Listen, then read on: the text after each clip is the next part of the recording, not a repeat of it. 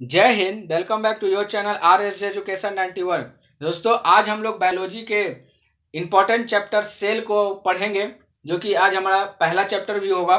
Cell से अक्सर exam में प्रश्न देखे जाते हैं, तो आइए हम लोग इसे अच्छे से समझने की कोशिश करते हैं। सेल को समझने से पहले मेरे पास एक इन्फॉर्मेशन है आपके लिए, जो आपके लिए लाभकारी सिद्ध हो सकता है। टेलीग्राम पे हमारा लूसेंट का सेट चल रहा है, जिसमें कि लूसेंट के अलावा आपको घटना चक्र, करंट और स्पीडी से भी प्रश्न दिए जाते हैं। इसे ज्वाइन करने के लिए आपको क्या करना होगा कि ये 100 रुपया पर मंथ आपको देना होगा, या आपको एक सेट के लिए 10 रुपया देना होगा। जिस दिन आप जुड़ना चाहते हैं हमसे, आप 10 रुपया पेड करके जुड़ सकते हैं। पेड करने के लिए आपको ये जो नंबर दिया हुआ है, इस पर आपको पेमेंट करना है, और पेमेंट का रिसिप्ट आपको इसी व्हाट्सएप नंबर पे सेंड कर देना है, ताकि मैं आपको जोड़ सकूं। ये सेट प्रत्येक दिन 4 बजे शाम में चलता है, तो आपको पेमेंट 1 घंटा पहले या 2 घंटा पहले करके रिसिप्ट भेजना है, ताकि मैं आपको क्या कर सकूं, ऐड कर सकूं। इसके अलावे 3:30 बजे शाम में हमारा free of cost education mall पे, जो कि हमारा ही चैनल है, यहाँ पे क्या चलता है, तो आपका टेस्ट चलता है, जिसमें कि हम लोग क्या कर रहे हैं, हिस्ट्री के भी सेट को कवर कर रहे हैं। अगर आप सेल का पूरा क्या लेना चाहते हैं, पीडीएफ लेना चाहते हैं, तो आपको हमारे Telegram channel target with RSG education पे जुड़ना होगा।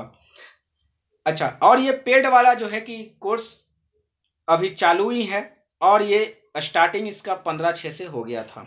ये इन्फॉर्मेशन था आपके लिए। अगर आपको ये पसंद है तो आप लोग ज्वाइन हो सकते हैं हमसे।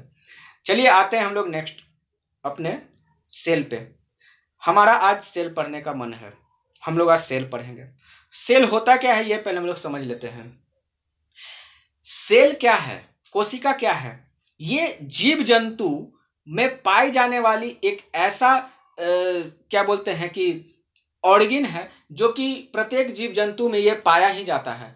इसके बिना जीव जंतु की कल्पना करना मात्र काफी नहीं है, क्योंकि इसके बिना जो है कि किसी भी जीव जंतु की उत्पत्ति हो ही नहीं सकती है। तो इसका डिफिनेशन अगर की बात की जाए, तो कोशिका जीव जंतु की आधारभूत इकाई है। मतलब ये कोशिका होना ही चाहिए, तभी किसी भी जीव जंतु की उत्पत्ति के बारे में आप सोच सकते हैं। कोशिका जीव जंतु दोनों में विद्यमान रहती है।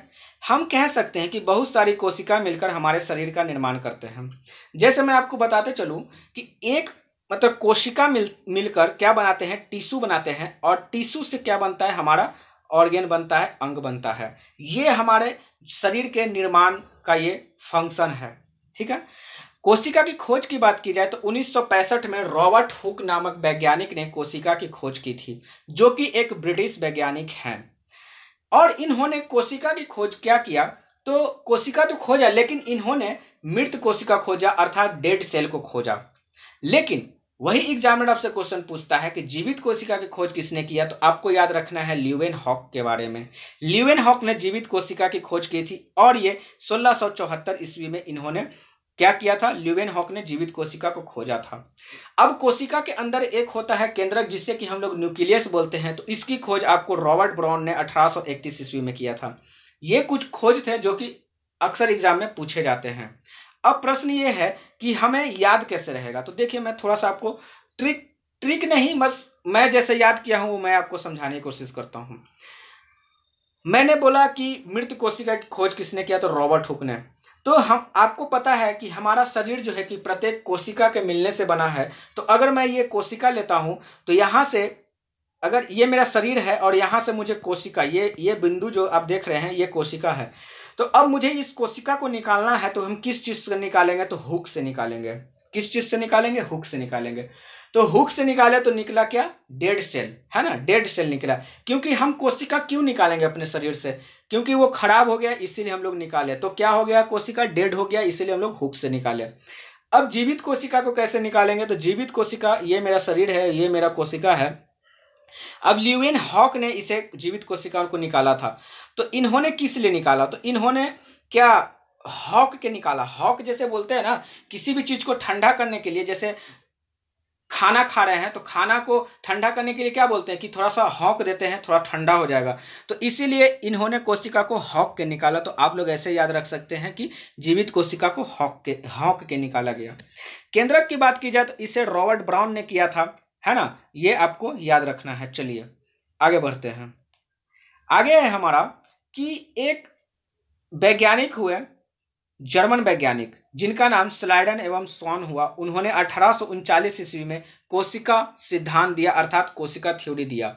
अब देखिए यहाँ पे कंफ्यूजन नहीं होना है, कोशिका की खोज किसी और ने किया, ये रॉबर्ट हुक ने बताया कि ये कोशिका है, लेकिन इसके बारे में उन्होंने केवल बताया कि ये कोशिका है, लेकिन उनका क्या फंक्शन है कोशिका का नहीं है, ये रॉबर्ट हुक को नहीं पता है।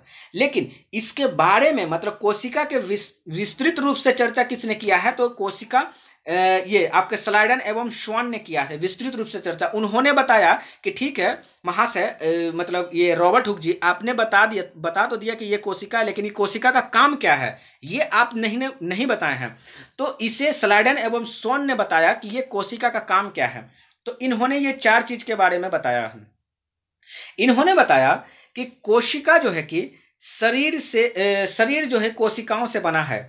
हमारा जो शरीर है ये क्या बना है, ढेर सारे कोशिका से मिलकर बना है। अतः कोशिका शरीर की सबसे छोटी इकाई है। सही बात है, अगर हमारा शरीर एक कोशिका से बना है तो हम लोग कह सकते हैं कि कोशिका जो हमारे शरीर की सबसे छोटी इकाई है। जैसे अगर आप कोई घर बनाते हैं तो घर के लिए क्या जरूरत होता है, ईंट, सीमेंट, बालू, गिट्टी, ये सब जरूरत होता है, लेकिन उसमें भी क्या जरूरत होता है, तो ईंट के ज़्यादा जरूरत होता है ना। तो प्रत्येक ईंट मिल कर जो है कि एक घर का निर्माण करता है। तो उसी तरह हम कह सकते हैं कि घर का निर्माण जो है, घर की सबसे छोटी इकाई क्या हो गई, तो एक ईंट हो गई। तो उसी प्रकार हमारे शरीर की सबसे छोटी इकाई क्या हो गई, तो कोशिका हो गई। प्रत्येक जीव की उत्पत्ति एक कोशिका से हुई है। सही बात है, अगर कोशिका ना रहे तो हमारी उत्पत्ति के बारे में हम सोच नहीं सकते हैं। ठीक है, प्रत्येक कोशिका अलग अलग अर्थात स्वतंत्र होती है, परंतु कोशिका के कार्य संचालन सभी मिलकर करते हैं। जैसे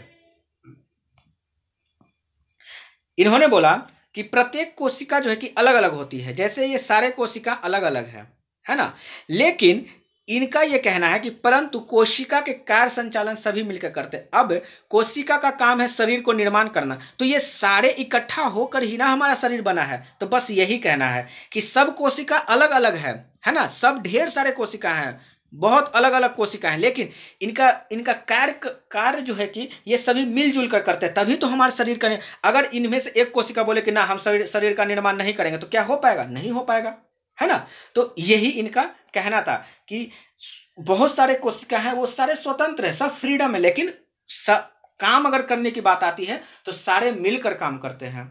प्रत्येक कोशिका में एक केंद्रक होता है जो कोशिका में मौजूद अन्य को ऑपरेट संचालित करता है। सही बात है, प्रत्येक कोशिका में क्या होता है, एक केंद्रक होता है। जैसे मैं अगर ये कोशिका बनाता हूं तो यहाँ पे एक केंद्रक होता है, और यही केंद्रक जो है कि सभी लोग को इंस्ट्रक्शन देता है कि तुम्हारा क्या काम है, तुम कैसे काम करोगे। अगर ये केंद्रक किसी कोशिका में ना रहे तो उस कोशिका को हम लोग क्या बोल देते हैं, डेड सेल बोल देते हैं। क्यों, क्योंकि अब यहाँ पे इंस्ट्रक्शन देने वाला कोई है नहीं कि क्या किसको क्या करना है, कि सेंस ये है, जैसे माइटोकॉन्ड्रिया यहाँ है, गोल्जी क्वाय यहाँ है, लाइजोसोम यहाँ पे है, आपका प्लास्टिड्स यहाँ पे है। तो ये सब सारे को नियंत्रित कौन कर रहा है, ये न्यूक्लियस कर रहा है। अगर ये न्यूक्लियस ही ना हो तो ये सब सारा अपना मनमानी करेंगे।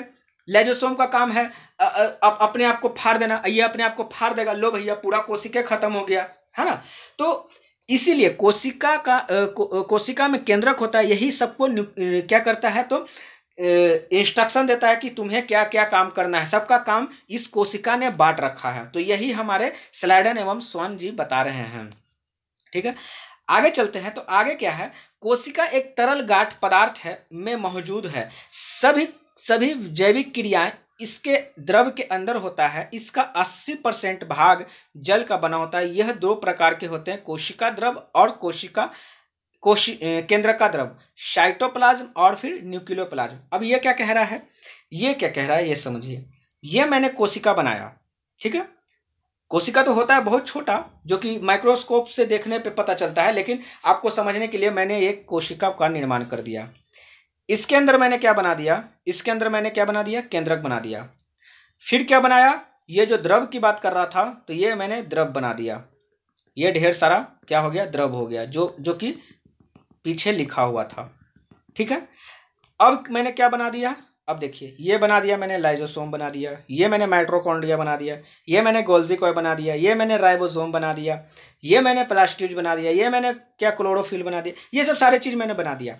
अब देखिए अब इसका क्या काम है, यही आपको बोला था कि यहाँ पे इसका ये जो द्रव है, ये द्रव का क्या काम है। तो ये द्रव का काम है कि ये जो हमारे लाइजोसोम हो गए, माइटोकॉन्ड्रिया, ये आपस में टकराए नहीं। तो ये द्रव जो है कि सभी को एक समान दूरी के अनुसार जो है कि बांटे रखता है ना, क्या रखता है, तो बांटे रखता है कि आपस में ये टकराए नहीं। तो यही द्रव का काम है। और ये जो द्रव है, जो साइटोप्लाज्म है, इसे हम लोग साइटोप्लाज्म कहते हैं। क्या कहते हैं इसे? साइटोप्लाज्म, कोशिका द्रव कहते हैं। तो कोशिका द्रव का ये 80% जो है कि जल से बना होता है, 80% इसमें जल होता है कोशिका द्रव में, साइटोप्लाज्म में। और एक का क्या था, तो केंद्रिका द्रव था, क्या था, न्यूक्लियोप्लाज्म। तो न्यूक्लियोप्लाज्म में भी जैसे यहाँ पे न्यूक्लियस में क्या होता है, डीएनए होता है, फिर आपका आरएनए होता है, आपका गुणसूत्र क्रोमोसोम होता है, ये सब सारे चीज होते हैं। तो ये आपस में टकराए ना, तो इसके में भी क्या होता है, द्रव होता है। जैसे ये न्यूक्लियस मैंने बनाया, तो इसमें भी ये सब सारे चीज हैं। तो ये द्रव के माध्यम से अपने आप को अलग किए हुए रहते हैं कि आपस में टकराए नहीं।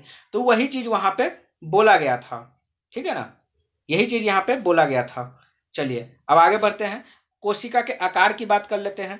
तो कोशिका का आकार जो है कि सबसे छोटी कोशिका की बात की जाए तो उसे हम लोग माइक्रोप्लाज्मा कहते हैं, जिसका आकार 1.1 माइक्रोमीटर होता है, सबसे छोटी कोशिका, ठीक है। सबसे बड़ी कोशिका की बात कर ली जाए तो शुतुरमुर्ग का अंडा होता है ना, ऑस्ट्रिच का क्या होता है, अंडा होता है, सबसे बड़ी कोशिका। ये इस सब एग्जाम में पूछता है दोस्तों, आप ये मत समझिएगा कि ये सब मैं ऐसे ही पढ़ा रहा हूँ, ये सब एग्जाम में पूछता है, ठीक है।